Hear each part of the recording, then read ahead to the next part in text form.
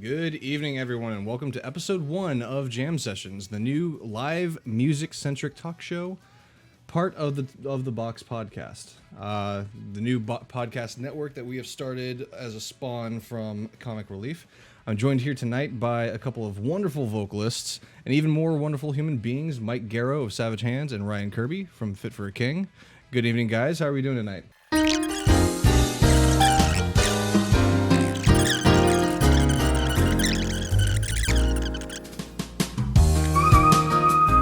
But that's how we all start.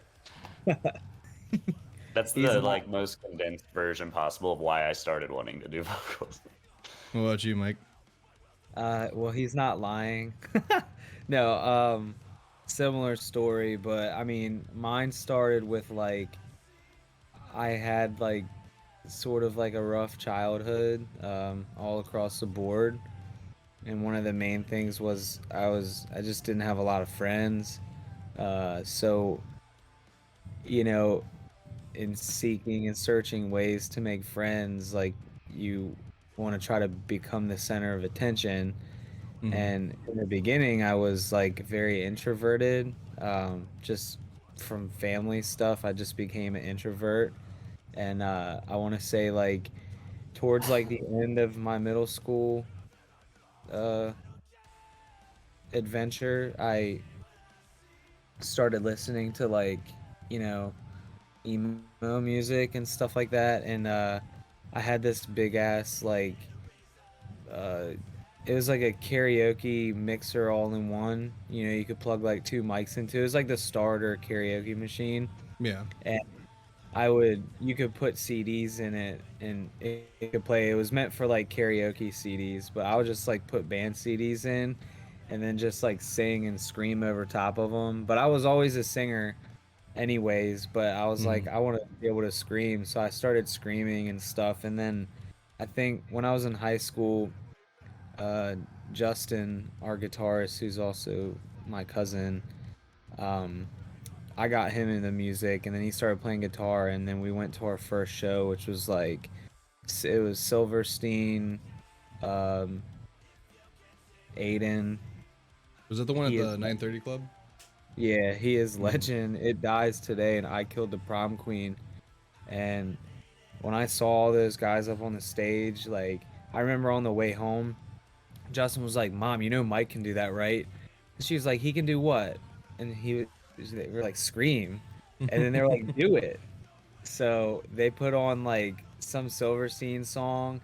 It's so great when people ask you to scream on the spot. Yeah, I was in the back of the car just getting it. And they were all, the whole car was silent. And Justin was like, "See, Mom, that shit was tight." Because, his mom lets him curse and stuff. So, God bless it, Justin. It was tight. God bless it, Justin. Yeah, dude. But, just like Ryan said, I felt like that was going to get me friends. And I remember on MySpace, in my bio, I was 14, skater, screamer. When I got on the wrestling team, when I made varsity, all the seniors, they were like, "Hey man, what the hell is that screamer shit in your bio? Get that shit out of there." And I was like, "No, dude, I'm a screamer. What do you mean?" They were like, what do you mean? I was like, "Oh my God." Nobody got it, man. Nobody got it. It wasn't until recently we were like, yeah, screamer probably wasn't the best term to use. Now now we're a little bit smarter with a hardcore vocalist. Yeah. Nowadays it's a very distinguished title. Yeah. Hard rock. I'm gonna take over your podcast for a second. Yeah. And I'm gonna ask a question. Okay. Ooh. What is the cringiest thing you did with screaming growing up? Because I don't know, I might have the best cringe story. That you thought was so cool when you did it. I gotta hear this because I got a little bit to add to that one, because there's a reason why when it comes to vocals I stick strictly to clean vocals from now on. But I want to hear your guys' stories. You go first, Alex. Me? Oh God. Yeah, dude, I might know it. Alex used to be in a band with me. I don't know if he told you that. Yeah. So No, it actually, didn't. I'll go with the one that it still just like makes me pale in the face just thinking about. So Mike was late for sound check over at fuck, where was it? It was in Virginia. It was like Yeah. it was like Maybe. Ram's Head, I think. No, Was it Ram? that's Baltimore. Is that Baltimore? Okay. Yeah. And it was so it was Ram's Head Live. And he was late for sound check. They needed someone to fill in, so I'm like, and this was after I was already out of the band. I think I was just helping out. But prior to that, I think it was either Justin or Joel gave me a cigarette that wasn't necessarily a cigarette. And it hit me a little too hard. Okay, Michael Scott. And so I'm sitting there She gave me trying a to help them marijuana set cigarette. up. And then all of a sudden they're like, yeah, can we get someone on for mic check? And I was like, oh God. I was like, does anyone want to? No, I guess it'll be me. And so I'm sitting there and I remember running through mic check and seeing everyone's faces just like, is he fucking serious? Like, why is he doing that? Like, I feel like I was in a state of mind where I was probably trying to scream, but it was coming out as like just a garbled mess. But how much fun were you having? Oh, I was having a blast until I saw the sound guy's face. All right, so I have two stories of the same show, so I felt like telling both of them. And one of them, Ryan, you'll probably laugh at this because I'm pretty sure this happened to you.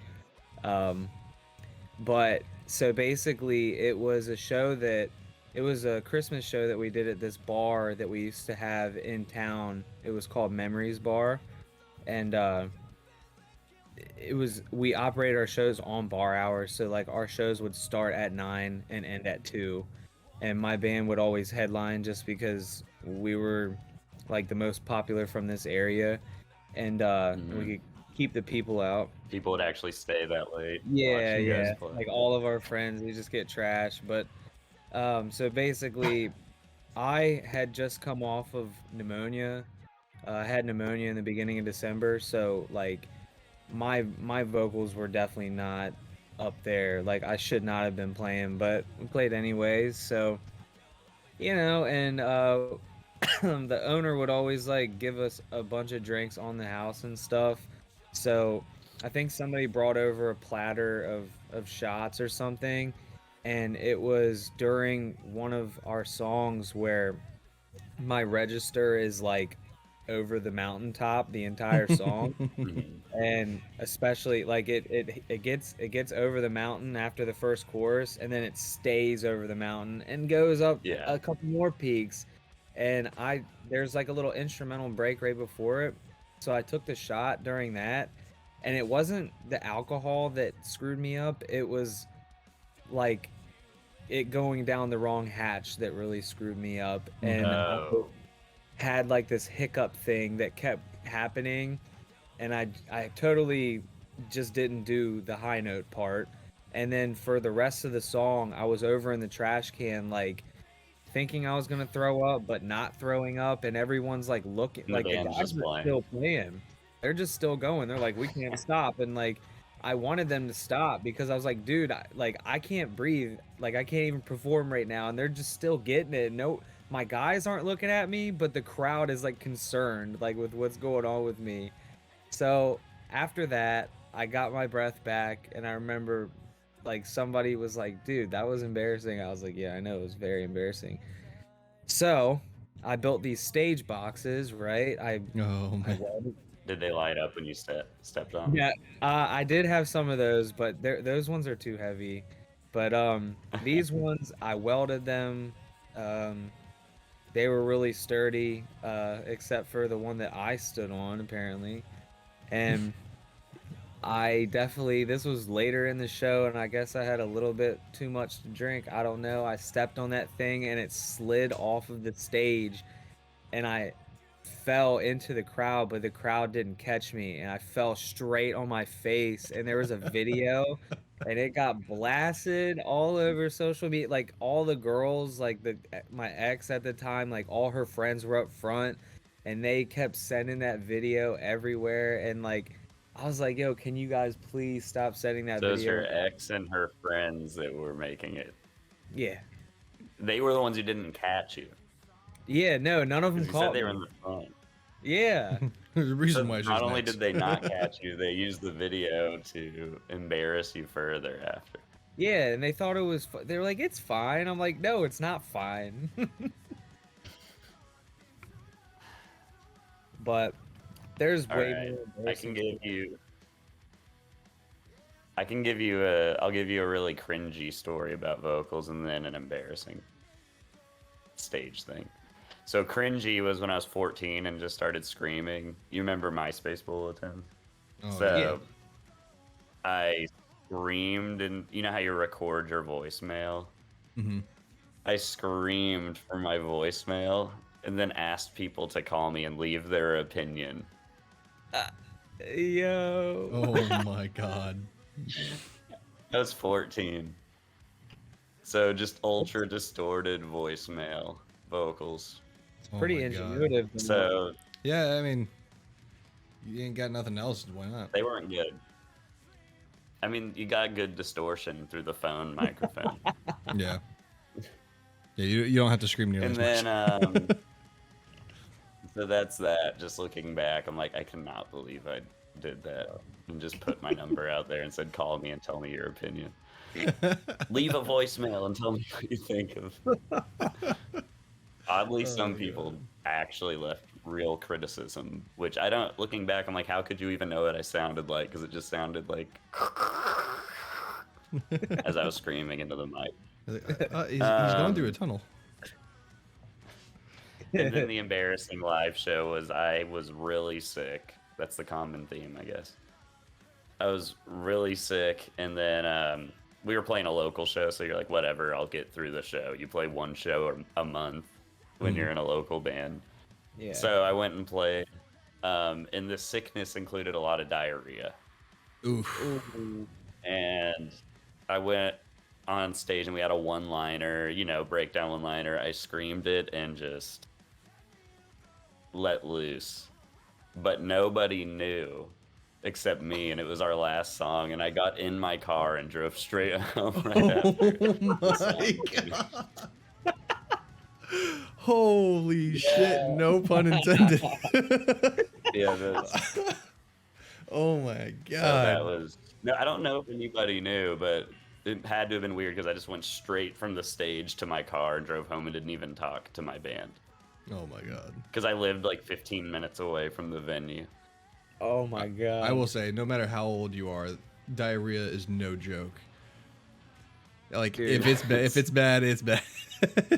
I remember the last time I went to Busch Gardens. show had to go on. Me and my brother and my brother-in-law, we stayed up like super late drinking. Then the next morning, I guess I had eaten something that was terrible for my stomach the night before. We're in line to Busch Gardens, just waiting, and it just hits. I'm just like, oh god, this is gonna be bad.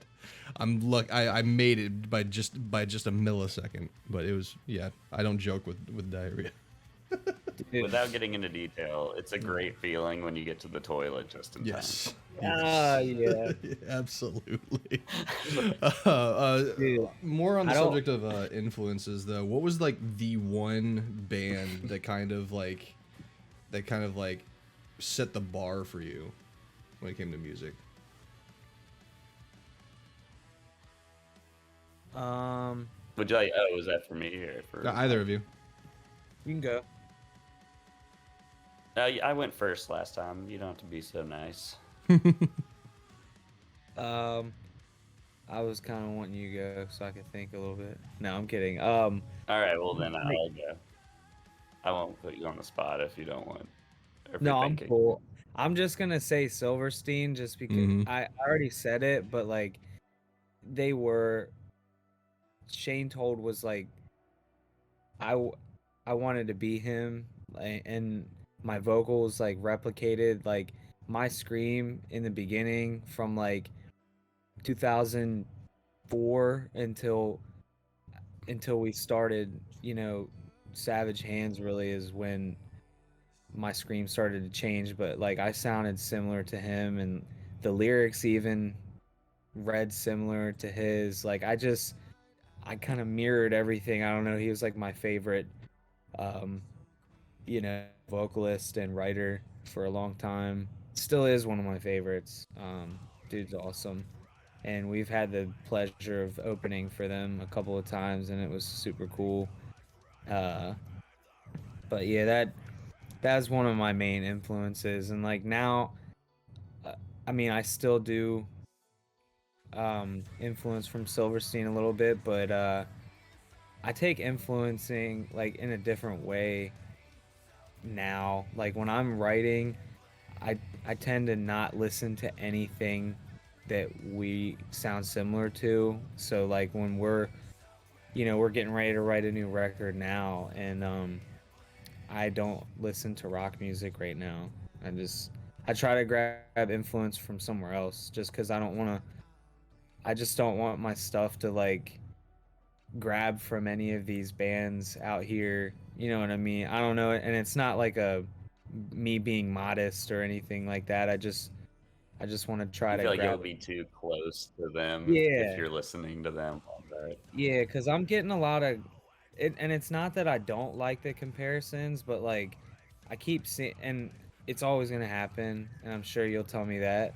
But I keep seeing certain comparisons that I don't get it, and I'm like getting kind of tired of seeing it, and I'm like, I wish maybe if I stop like listening to that band or that vocalist while we're writing, maybe I'll sound less like them. I don't know. Like I don't try to sound like anybody, but it's definitely the comparison thing definitely gets on my nerves sometimes, but I know you'll definitely be the first person to tell me I got to forget that shit.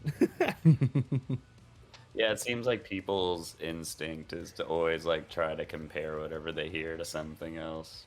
Yeah. And it doesn't really make a lot of sense sometimes. Yeah.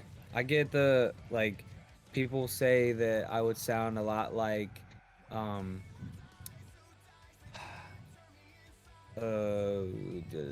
what is the singer of Mice and Men, Aaron? Is that his name? Aaron Pauley? Yeah, Yeah, Aaron Pauley. Pauley, and then I get the Telly Smith thing a lot. And both of those guys are excellent, but I just feel like we don't sound the same. Like we No. do sometimes. You want to get past like, it. Yeah. But You want to be you. You don't want to be like I you're wanna this be, guy. I want to be like Ryan Kirby. Nobody sounds like Ryan Kirby. For better or for worse. Yeah. Well, you Ryan. Honestly, growing up, like what got me into metalcore was Avenged Sevenfold on their Waking the Fallen records. I listened to a lot of metalcore growing up was Avenged Sevenfold, like As I Lay Dying. And then it kind of molded into like that Under Oath, like Solid State Records phase. Okay, yeah. And then I got the Victory Records samplers, because who didn't have the Victory Records samplers Yeah. back in the day? God, I remember that. Victory Records, that was the one with the like the bulldog with the spiked necklace or spiked collar. Yeah. Yeah. I think if I had to narrow it to like 3 of the biggest influences like that I've carried with me throughout my career, it would be As I Lay Dying, A Day to Remember, and I'd probably still say Linkin Park to a good extent. Linkin Park was a big like with influence the way for me. Chester sings. Dude, Yeah, people say I look like that guy from As I Lay Dying, Tim Lambesis. Billy was telling me about that. He commented on your saying Instagram that. post. People always say that, the hair and the scruff. Yeah, it's just ever since. Yeah, ever since you started growing. I think it's the your hair muscle. out. Somebody said, like, I can't remember what it was, but somebody did like a pic stitch of both of us together, and they tagged us in Sharp Tone, and I think Sharp Tone reposted it, and I was like, "Come on, guys." Oh no, not even the labels just getting on your ass about They're like, that. come on, guys, he's way smaller than me. Oh my Sean god. Keith, he loves doing that stuff. He thinks it's funny. I mean, it is funny. So. Yeah. I mean, you gotta do it for the memes. No, I was gonna say Linkin Park was definitely like my biggest like introduction into like the hardcore side of music. growing up, I pretty much listened to like your standard like mainstream music. Like I remember getting like a Green Day album. Like that was like one of the first CDs I owned, and then I begged my mom to get me the Hillary Duff CD because I was obsessed with Lizzie McGuire. But when it came to like vocals, I was actually obsessed with Maroon 5. And then when I heard Linkin Park, I heard like this sound that I'd never really heard before, which was like this like heavy guitar and Like drums gritty singing. and it just like made me want to go. And I was really into soccer at the time, and I was like, this is perfect for this. Like it gets me amped up, I'm ready to go. But then also Chester's clean vocals were just top notch, and that's what got me hooked. And then it wasn't until I visited my family on my mother's side in Thailand where they showed me this band called Retrospect, where they were like basically the Under Oath of Thailand. And that was my introduction to quote unquote screamo or post-hardcore. And from there it just kind of trickled down, and then there'd be moments where I got into the heavier stuff, where like old school Bring Me the Horizon, and then like your regular average everyday like Under Oath, and Silverstein and stuff like that. But no, it's interesting how a lot of times you could start with like completely different bands, were your first like intro band, and then they all kind of just morph into this streamlined group of bands. Speaking of that, so from the evolution of hardcore music, from what you've seen when you first started getting into that music, from those early influences, how did the evolution of hardcore music as it played out, how did that alter your approach to your guys' own music? Because like I know back when Mike was in When Cities Sleep, I know Icy Stars was a heavy influence because there's that big trend of the electronic hardcore music movement. Yeah, we tried to hop on that train, and then honestly that train left, with only 3 bands on it. You know what I mean? Like a couple, it just got to the point to where it was like the collective group of those bands slammed every little dubstep kind of thing that you can do in the music, and there was nothing different that anybody else could do or anything better really. Like, like we came out with our little debut record with the old band, and it's all the electronic stuff sounded super similar to like something that Siler would have done, you know what I mean, back in the day, and therefore it was like just outdated, you know what I mean? So yeah, like the influences over time is just crazy. We kind of just, at first it was like, who do we want to sound like, and then it was,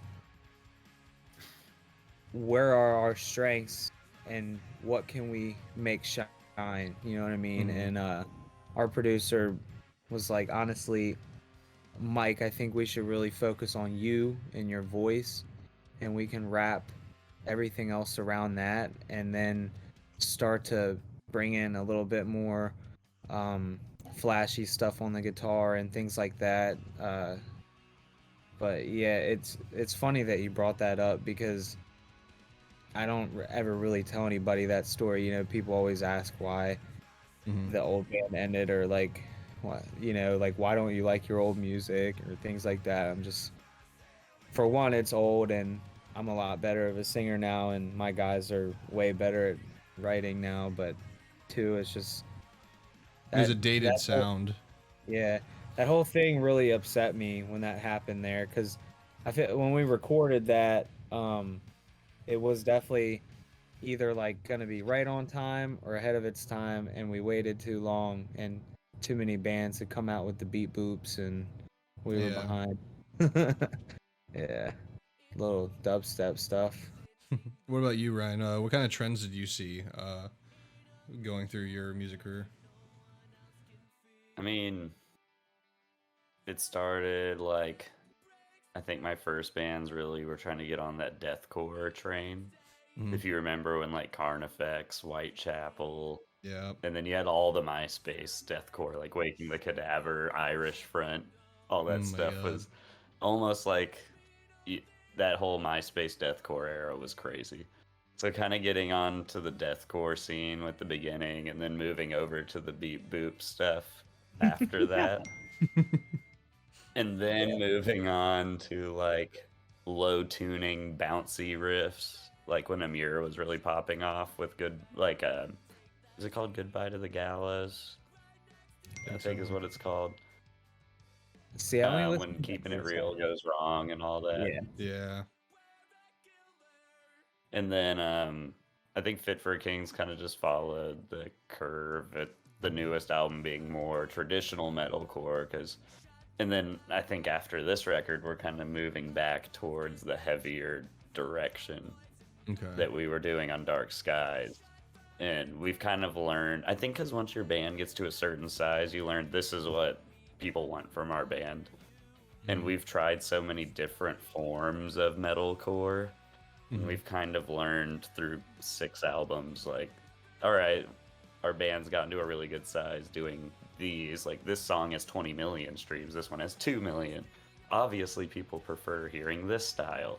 And it really helps you, like, zone in, I think, as your band ages and grows to kind of like toward the evolution isn't as important anymore. Obviously, you need to follow trends. Like, whatever Spirit Box is doing is working. Whatever Architects has been doing is working. And like, instead of saying how can Fit for a King sound like Spirit Box, you're just kind of like, how can Fit for a King take what Spirit Box is doing and like implement some of those elements into the music, but with a spin that follows what we've been doing. As opposed to like, we don't feel like we have to follow the whole wave anymore. But I think when you're a young band, you really kind of have to like find the wave and then find a way to ride on it a little bit until you kind of find your footing. Yeah. Yeah, that's where my band is right now. Pretty much. Trying to ride the wave. Yeah. Well, see what happened. We got, I mean, every band got screwed by COVID, but we dropped our record. We dropped our record like 3 weeks before it blew up. So like it totally ruined everything. Like, dude, that record wasn't. I don't think it was album of the year by any means, but I do think it was a good one, and I think it got covered up, man. So it sucks. Yeah, but, everything in the news happening, no one was paying attention to releases. Yeah. They were just paying attention to what's happening. Are they gonna with COVID. die? Like, yeah, it was crazy. Yeah. Like, Speaking and on that, we can go ahead and move on to that. Like, so like, from your actual like experiences, how did that pandemic affect your guys' bands? We can continue on with you, Mike. well, said the first half. So basically, I mean, like, luckily, well, not luckily, because nobody wants to be in this situation anymore, but most of us still have our career jobs. We haven't made that full transition yet. So us coming home, it wasn't like a total bust, you know what I mean? Like, the band isn't our only income, so like we were able to just go back to work as long as, you know, work let us back, and like my work let me back. And like for all my guys, everybody just kind of got it's hard because like getting into a tour mindset and everything, and knowing how busy you're about to be kind of put your life in this weird fast-paced motion. So our year was really planned out like it was going to be the busiest year we've ever had, and we were going to continue on with that. But since everything got canceled, it was like, okay, you know, lights are out, go into a new room, turn the lights on and get back to reality. So for me, it was I was like, okay, how am I going to make touring in the future easier for me? I owned a house at the time that was way too expensive for me. And all the touring was going to like prevent me from moving out. So I was like kind of stuck. and I didn't know what to do. So luckily, being off, bless you, by the way, um, being off all this time gave me the time and the money to fix up the place and sell it. So I sold it and I've been renting ever since. And now I've got like a better plan on what I am going to do next. And I'm super stoked, about the future. But as for the band, it didn't really help the band at all. And I don't want to say it moved us backwards, but it definitely let a lot of doubt creep in, and a lot of negative energy. Yeah. So unfortunately, that all that happened. But my guitarist, he had a baby. He had a COVID baby, little Yeah. Livy, and she's cute as can be. And then he also just proposed to his fiance now. So like a lot of good things came out of the pandemic for the personal lives, and I think it's just a big eye opener though. Like we can't look at it as like a total loss for the band. Like it was good to take a step back, and it allowed everybody to reconnect with themselves and also ask themselves like, hey, do I really want to do this? You know what I mean? We were about to go full steam. Is this still what I want? And the question's been asked, and everybody's still thumbs up, so we're good to go. That's good. Yeah, I saw Alex was hopping over for some drums. Yeah, I did. We did that live thing yesterday. I'm waiting on the mix now, but I'm gonna edit the video. Hopefully, I do a good job. I started doing that too, by the way, trying to edit videos. It's harder than what you think. Yeah. Well, you do it. Yeah, you do it. Yeah. So. Well, I remember back when I had to do that one, the one and only lyric video I ever made in my entire design career, for the old I was up Wednesday on your Sleep. ass. You were on my ass about that, but I don't think you ever fully realized how much just went into making a lyric video. I'm pretty sure you were like teaching yourself as you were like doing it. Yep. And then I taught myself I Yeah, I never can want to do do it. it ever again. Yeah, I can do this lyric video. Oh Yeah. wait. Yeah. Ryan, what about you? How about you and the band? How the pandemic affected you guys? The band, I think it changed everything about how the record was received. Because when we were writing the new record, I don't think on any album ever, when we were writing, did we take the live experience into account as much as this one. And we were just like, man, we were just imagining the venues we would play, the type of production we would use. We're like, people, when they see this live, they're gonna get why we made this change. And then we didn't get to play it live at all. And we're just like, cool. And then people were like, some people are like, I don't get why they sound like this. And I'm like, you were supposed to see it live. Right. So that's kind of like a small thing with that. It's like, man, it sucks when the whole focus in the studio was like, how can we make the biggest live songs possible? Yeah. And then we didn't get to play it live. Which we'll at least get to the second half, so I can't complain that much. And it's been doing great regardless. I do think it's taken a lot, same with Mikey, where the whole band gets to step back and like kind of think, because for us it is our primary income, and we did lose a lot of money being home. I think we lost 90% of our revenue because touring. But it really made us reconsider things, like, because we're about to negotiate our new contract with our label, and putting a lot more emphasis on fair splits and making sure royalties are like actually coming in, and trying to not look in the short term with money, but long term, like how can we generate constant revenue? So if something like this did happen, royalties would exist and stuff like that. So that kind of like changed some business focus for us as a band on like long-term financial thinking. And I was like, just having ways to expand. And obviously, this as much as anyone, I started streaming and really focused on creating an image outside of just music and creating revenue outside of music, because it's been my primary revenue or earnings probably for the last 4 or 5 years. And that's mainly most of the band stuff. And just coming up with creative ways to collaborate with other artists to generate like more revenue for online merch, rethink our online merch strategy, like what just overall learning like how can we be sustainable outside of touring. And it just Yeah. became a year, like 16 months of just thinking, how can we translate all this success to just work no matter what, if we're touring or not, and touring to just kind of amplify those things. And I think I've just missed touring so much that, because I'm the accountant basically of the band, I crunch all the numbers and all that. And now I'm just so much more lax. I'm just like, I just want to tour. Like, I'm not going to be stressed about how merch does for a night. I don't even care if like we do worse than we thought we would. Like, I just want to go out and tour because any tour is awesome at this point. Yeah. And I think it's going to make everybody just appreciate touring a lot more when it comes back, because it's one of the best jobs you can have. And if it's not your job, it's still just one of the best experiences you can have.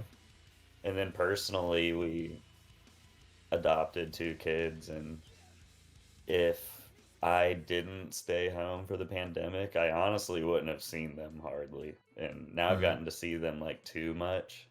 So there's been like, I've actually gotten to know them, and there's been more bonding. And before it was kind of like I was just a stranger popping in and out, because they knew my wife, but they didn't really know me. But I was just in the studio, I was on tour, I was home for a month, gone for 2, home for a month, gone for 2.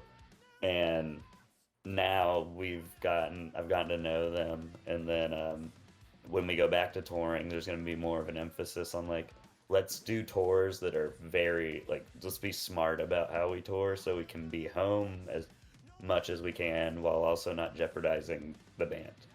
And just kind of balance, work-life balance kind of stuff. Yeah, that's definitely good Had to cough that kind whole of time. I could kind of hear it there. But no, it's definitely good to finally have that moment to like kind of step back. And I think that's one takeaway from the pandemic, is that it kind of made people realize what they were kind of missing out on when they're like work. Because I know like just like the, I guess, civilian side of things, as far as the music industry, I was able to work from home, and like I was able to spend more time with my daughter, whereas like normally I'd just be like gone from 7 to 4 every day, and then she's usually at daycare. And you want to relax when you get home. Yeah, and I want to relax when I get home, and she's still in play mode. But now we can have like that playtime while I'm still working. Well, during the pandemic, at least. But no, I think all across the board, everyone had that opportunity to really appreciate what's right in front of them, and then moving forward, kind of figuring out how to balance, the work and what we were missing out on. Which unfortunately, if you work for corporate, that's not they don't see it that way. But yeah, now, so I wanted to backtrack a little bit. So what are some current trends that you see in your respective genres that you either love or hate? I'll take either or. Because I know that there are some bands out there that are kind of they're trying new things out and trying to test the waters, and some of them are catching on, but some people have very strong opinions about them. So I wanted to see if you guys had any that you had noticed in recent years. I kind of have a hot take. Okay. Go ahead. And it's not like a new trend, but I've always it's kind of come back up because everybody's like trying to say this is the, like, when a band comes out with like, this is the heaviest breakdown of all time, this is the heaviest vocals, and you cannot understand a single word the vocalist says, to the point where it's just really low noises.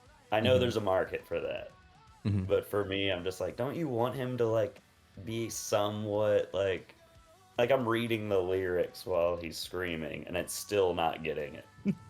And I'm like, a little bit of enunciation, please. Yeah. Because sometimes it's just like a contest for who can make the most brutal sound. Yeah. And that's just a personal preference. Like, if you think it's cool, that's fine. That's just me being picky as a vocalist, where I'm like, don't you want people to like understand your lyrics? No, I get that. Because you said that, and I immediately thought of the "Make Them Suffer" single that came out recently, and that low he has at the very end. Like, if, as a whole, musically, it sounded kind of dope, and I was like, oh, okay, okay. But at the same time, looking at it, I'm like, what exactly did he say there, or was he just making noises to go along with And the I'm not music? even opposed to Make Them Suffers as much because he does a lot of the time have a very understandable scream. I know what you're I think an talking example about. is the Lorna Shore breakdown. I knew it. I knew Yeah. you The were Lorna gonna Shore say that. breakdown, which he makes some of the craziest noises of Yo, all time, and I will give him like those are nuts. That pig noise is insane. yo, that But then shit I was heard some crazy. people saying this dude's a better vocalist than Alex Terrible. And I'm like, no, he's not a better vocalist than Alex Terrible because Alex Terrible gets that low, and I can still understand what he's saying. Phil Right. Bozeman gets that low, and I can still understand what he's saying. They may not make like as ridiculous of noises, and it is like when I hear it, I'm like, this is cool. So I don't think it's lame. But when people start claiming like that makes him better than Phil Bozeman because he Yeah. made this sound, and I'm like, as a huge deathcore fan, and I still love like a lot of deathcore. So when I hear that, I'm like, I think a person who can get that low and be pretty easy to understand, that's hard to scream super low and be easy to understand still. Yeah. I knew that's what you're talking about. I knew it because I mean, dude, honestly, I don't like deathcore at all, really. I mean, there's a few, like, there's some songs from bands that, like, I might have on the gym playlist, but deathcore is just not my jam. And, but I did listen to that song, and I was like, holy shit. Like, I sent it to my brother. Like, I was just like, dude, I clipped the end, and I was like, dude, watch this. And he was like, The what? shock value is crazy. Yeah, like I was like he was like, dude, what is he saying? I was like, I don't know, because my brother's like super religious now. I was like, I don't know, he might be saying something You that you don't probably want to freaked do him with. out. Like, I was like, I mean, like, you know, he doesn't mind it, but like I was just teasing him, and he was like, for real, and I was like, yeah. Um, but yeah, I still though, props to that dude. I think his name is Will. Uh, Insane vocals. Like, I'd love to see it live. You know, that's and that's the biggest problem about what this pandemic has done for bands is that it's created such a nobody's been able to see anybody live, so it's been so long everybody just believes what they see on the internet now. You know what I mean? Like, Mhm.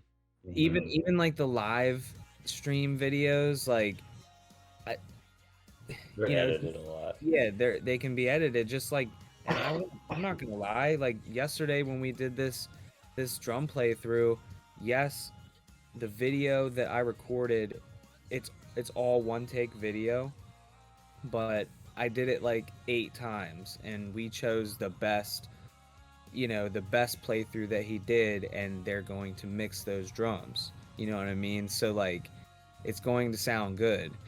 Um, as far as like whatever your preference is, but Yeah. like, you know what I mean. So it's just like, since people aren't able to play live and get these like iPhone videos or get the personal experience, it's just everyone, and goes back to what you said, how people say that he's better than so and so. It's just because it's what they see on the internet right now and what's available to them.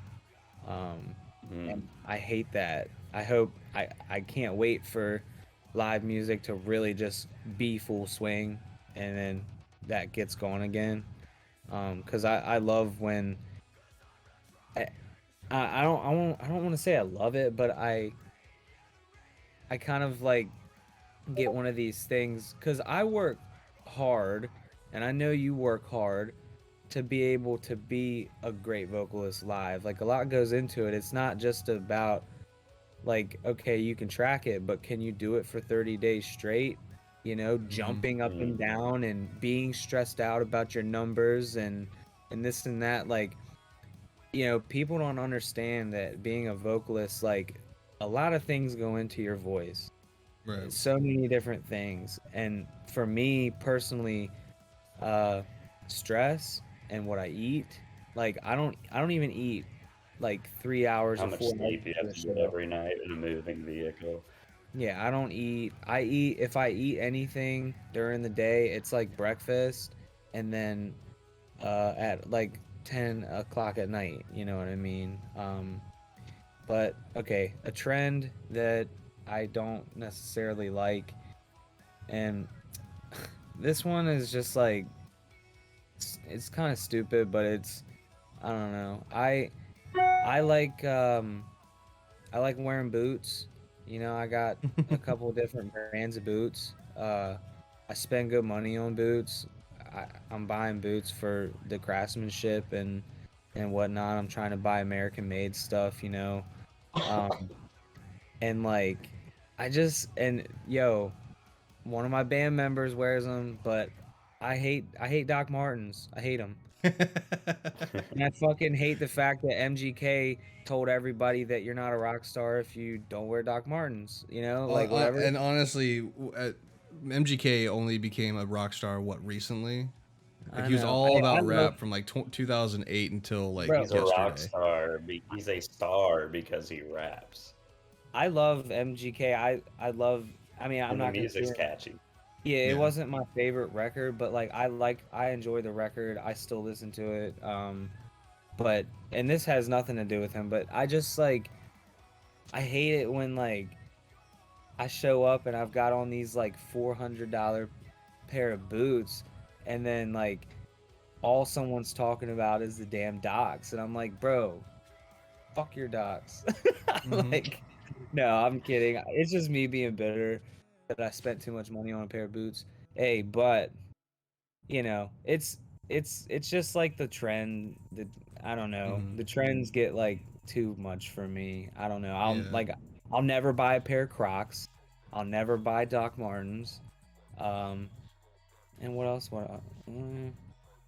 Yeah, I'm never cutting my hair. Long hair isn't a trend anymore. Me and Ryan are like out, but like, Yeah. well, you've had long hair forever. I don't think I've ever seen you with short hair.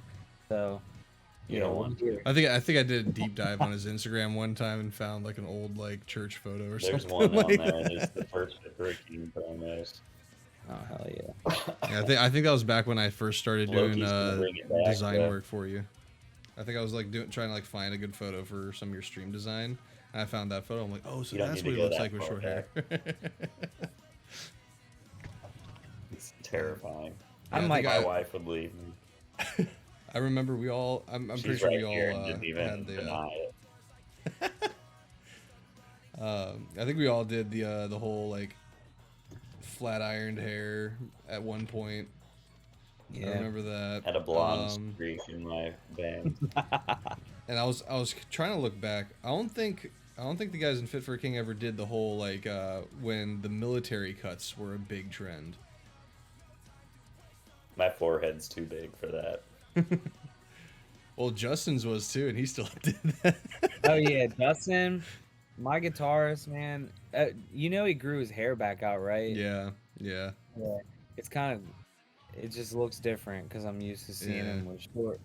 Well, he was doing like the whole like long on the top, like messy with the frosted tips and stuff. That was a look Yeah. for him, for real. That It was really actually pretty dope, especially paired with the turtleneck and chain. Oh yeah, he was He was dad. rocking that. He's dad in real life and he was dad on stage. But he Right. looks. But Justin's the pretty boy of the band. I mean, sit him next to me, he's definitely the pretty boy for sure. Yeah. It pisses me off. No, we always tell him to come back to merch, Yeah. There you go. Yeah, I mean, it's crazy, Ryan. We when you guys were Windbreaker Core, my band, along with many other bands, we did our little stuff in the Windbreakers, and I don't think I ever played a full show with the damn windbreaker on. Couldn't do it. It sucked. Yeah, you guys are Like, the it kings. was a It bad traps all idea. that sweat. I bought a Fit for a King windbreaker. I still have it. I actually wore it to a Maybe black. we need to bring it back. I'm too old to do it though. Yeah. I wore it to a Black Lives Matter protest. But it wasn't a violent protest. It was just a protest, you know. But I wore it there. And I was like, damn, this thing's freaking hot. Yeah. But I We gifted, thought that every single show. dude. Well, there's another band from here. They were called Vilas. Oh, yeah, I remember them. Obnoxiously heavy, dude. Like, just I don't even know what to compare them to, but they did the wind. They didn't do windbreakers. They did hoodies. That's Yeah. worse. And their hoodies, and this is crazy, but their hoodies had this built-in mask that would come up and go over their face, and it had like this like little symbol on it, and then the top of their hood had like a symbol. So like when the hood was on and the mask was up, it like completed the trifecta of symbols. It's pretty crazy. Man, how much did that cost to print? Who I like how knows? that's the first place. Their vocalist is now our sound engineer, so yeah. It's sick. But yeah, they I really wish that they could have done something with it. If you ever get the chance, check them out on Spotify. They got stuff up. They got some pretty wild songs. Are they still around, like What were doing they stuff? called again? They're not doing anything, but their music's all available online and stuff. Yeah, I'm trying to think. The only band I can think to potentially compare them to is like Sworn In. Kind of, but like the vocals are like way deeper. Yeah. Like Zeus, his vocals are just like so low. Like His name's And then- Zeus. his name is Jesus, but we got a bunch of nicknames for him. We But call I'm him just Juicy. saying we call him that to be a Zeus. heavy vocalist and your nickname is Zeus is sick. Oh, yeah. That'd be sick. Yeah. Yeah, most of the guys call him Juicy though. There was like we were in a studio session with him and he was upset or something, and then Justin was like, Juicy, what's wrong? So like we always call him Juicy. I remember that. Juicy. I love what's inside jokes. I'd love to be a part of one someday. Oh, it's like the old that song that I did the lyric video for, Dead Tires, the story behind the name of that song. And this is actually going to lead into a question for you guys. But the original like working title for that song was like dead cars and flat batteries. No, it was Dead Tires and Flat Dead Batteries. tires and flat batteries, yeah. Because we were over at the studio. I was just hanging out with them in the studio, and then they all wrote it and recorded it. Me and Justin were heading out, and he ended up getting a flat tire. But then on top of that, once we got the tire fixed, he found out that he had a dead battery. So we were just like, fuck. Yeah. And And so I didn't leave the studio yet. I was waiting on him to export it to me, and he was like, dude, what are we gonna call this song? And I was like, I don't know. I'm on the phone with Justin. He has a flat tire and now he has a dead battery. So like, I guess I gotta go jump him. And he was like, all right, dead tires and flat batteries. yeah, so that leads me to my other question. So do you guys have any funny stories behind some of the songs that you've made over the years that you'd like to share? I don't know if there's any funny stories other than just like pre-pro names from way back in the day, but some of them are like, looking back, they were so dumb, like lube and squirts, because somebody was pooping when we needed it. Because somebody like walked in while we were writing, and they're like, "We need a name for this." He's like, "Well, I just had the squirts." And we're like, "Okay, squirts." It's like not funny anymore. I mean, I guess if it's funny, but now we're just boring and put like song 1, song 2. Song 2.5. We'll name something funny sometime. I guess forget.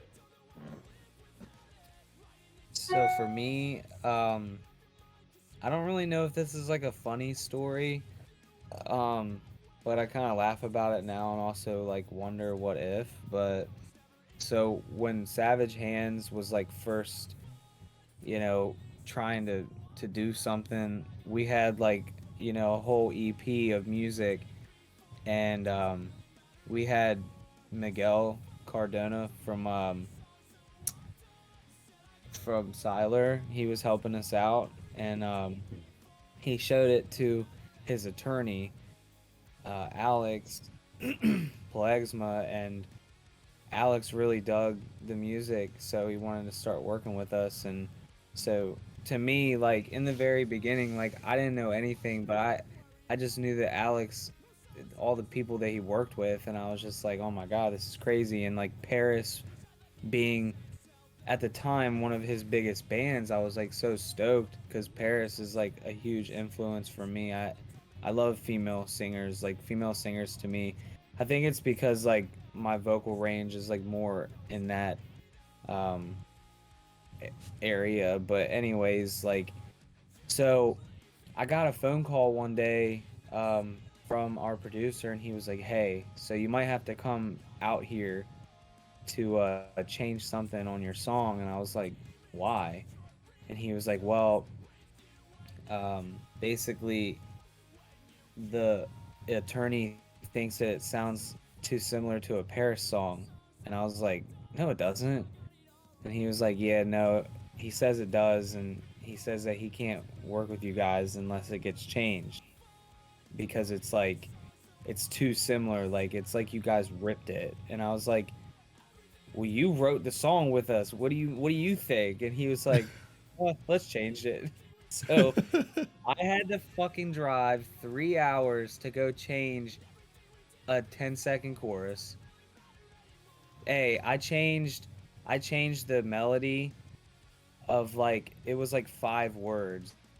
So I drove 3 hours for that. But that's how like, just like, I don't know what the word is. I was just so dead set on like making this work, and I was like, I'll do anything. I don't care. I'll go change it. Like, whatever. I didn't want to lose the only team member that was, was like super important. Like, and the only one we had at the time. Like, I was like, okay, so we went up there and, we changed it. And like, to me, it was like this such a slightest change. I was like, this is never gonna work. And the producer was like, Andrew, he was like, dude, it's fine. This is totally gonna work. Sent it back, and everything was a-okay. And to me, still to this day, I still have the old version, the alternate version, and I listen to it, and I'm just like, I don't even like, I don't know, I still don't hear it, but like, it's funny to me because like I remember Justin was like, dude, the song would have popped off if it was the other way. And I was like, I'll never know, but it's always nice to think about. But it's easier to sing live this newer way, so I'm kind of hyped on that. I've got a little bit of backtracking on the COVID topic. I think that's another thing that I noticed a lot of bands learning during the course of the pandemic was that being able to work remotely and still writing music. One of the things I watched a lot was Bring Me the Horizons, kind of like they're like behind the scenes documentary series on YouTube where they were showing like, some of them they would like record at one house, and then like you had one person who was like stuck out in the States. He would record his parts, send it over. Like they would just get that equipment so that they could work remotely. And I was wondering if that's something that you guys have ever touched on, or you guys kind of just took a step back. I mean, with the Our Eternity stuff, I tracked the vocals myself and then sent it over to Chris. But I'd been doing stuff like that for years for like pre-pro. Okay. So I just upgraded the equipment to be a little more studio friendly, like more professional. So it wasn't that the pandemic kind of brought it about. It just gave me a reason to upgrade it. Okay. Yeah, we did the same thing for the single that we just put out, Love No More. Miguel actually helped me write the melody and some of the lyrics for that song. So I had Andrew was actually at my house, and Justin had gone to Ocean City. He was back in Ocean City for a little bit. Justin went to Ocean City and he wrote the song up there with Andrew. And then Andrew came down to my place, set up shop for like a week. And like while I was at work, I'd be writing and doing voice memos at work. And then Miguel would be like at his little home setup, bouncing stuff to me, and I bounce stuff to Andrew, and we'd just be like a little trifecta of bouncing.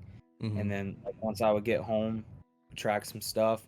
We spent a lot of time on that song, like vocal production on that song. We just didn't want to rush it. We did like 3 different chorus versions for that song, and they all sounded like completely different. But we went with the the one obviously that is in now, because we dug that one the most. But we saved a couple of the other chorus ideas that we tracked in full because they were like also really good. I'm hoping that for this new stuff we might be able to like maybe use them, but I don't know. Who knows? I don't. Who knows if he even still has them or if he can even find them? Because, like Ryan said, when we track with Andrew, our like working titles are kind of boring. But when we do stuff with Jesus, our working title names are still funny and immature. So, yeah. Well, I think because like since Jesus has been there since like the early days, so he kind of brings out that like that childish spirit in us. Yeah. Oh, yeah. Like every time Well, I see him, like, I just devolve back into my former self. yeah. I wish, dude, he was home. You just missed him by a month. He was back here. But I'm going to California at the end of July. I'm going out there. It's going to be like me, him, and then this like internet rapper dude named Poor Stacy. Okay. And we're all like helping Johnny write Really? something. I don't know. I'm doing like me and Poor Stacy are gonna do like vocals on it.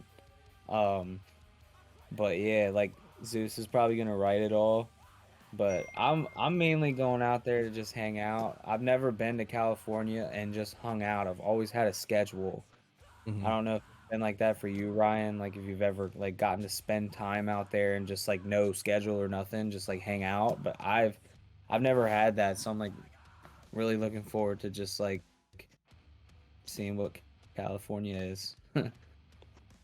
I've always had a schedule out there, unfortunately. Yeah. Except for when we visit, like, well, I guess even because my mom's side of the family's up near Monterey, so we've kind of had no schedule up there. But even with family stuff, there's always like a schedule. Yeah, there's always a schedule. Yeah. You know, they how gotta it see goes if with family stuff.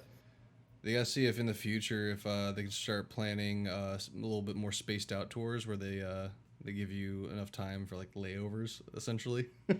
just like a day to hang out in that area for a little bit, get to know the area, and then I guess they're just so hell bent on meeting the time and whatnot. It's always, dude. We always get like off days in places that like there's nothing to do. I mean, not always, but like it just seems like a lot of the times. Like I think on this one tour we went on with Palisades and Dayseeker, we had like an off day in like a state like Missouri or something, like, or like we had like 2 off days in Missouri. So we both parked our vehicles at the PF and we said good morning, we went and worked out, and then like went to a buffet, like like nothing to do. But because it's like weird, like Midwest, not like Texas, but like the in betweens of that, like I don't know, some of those areas are just like boring, kind of almost desolate. Yeah, but Yeah, no, I feel that. Well, Alrighty, I think that about wraps up our first episode of Jam Sessions. But before I close it out, I want to open the floor for you guys. If you guys have anything going on, now's your chance to go ahead and let the people know what you guys have going on in your life. What I have going on in my life, we're moving on Thursday, but for the band, we have shows in July, and then we have the ABR Leveler tour in September, October. Then we're gonna get to writing and hit the studio again. That's exciting stuff. Oh yeah. For me personally, I'm in the middle of gathering up all my things, my finances and everything. I'm getting ready to move to Nashville in December. I'm gonna move December 28th, like, right before New Year's, bringing the Just New after Year's your birthday. normal. New Year, new life. And we, as for the band, we're in, some of like the final talks of getting ready to get these dates locked in for a new body of work. Not gonna say what it is because I don't know exactly yet what it is, but it's gonna be multiple songs, So we got that going on, and then I'm also working on a bunch of content and things for the new single we put out just a month ago. We're gonna do a lot of stuff with this song just because we don't really do stuff like that, so I just kind of want to get up to. A lot of people have been asking for tabs and things like that, and in the past we've kind of just like looked at it and been like, oh, okay, but it's time that we start really focusing on things like that. When people ask for stuff, you should probably give it to them. It means a lot. I know it would mean a lot to me if somebody did something like that for me. So don't worry, those things will be coming very shortly. And then that's pretty much it.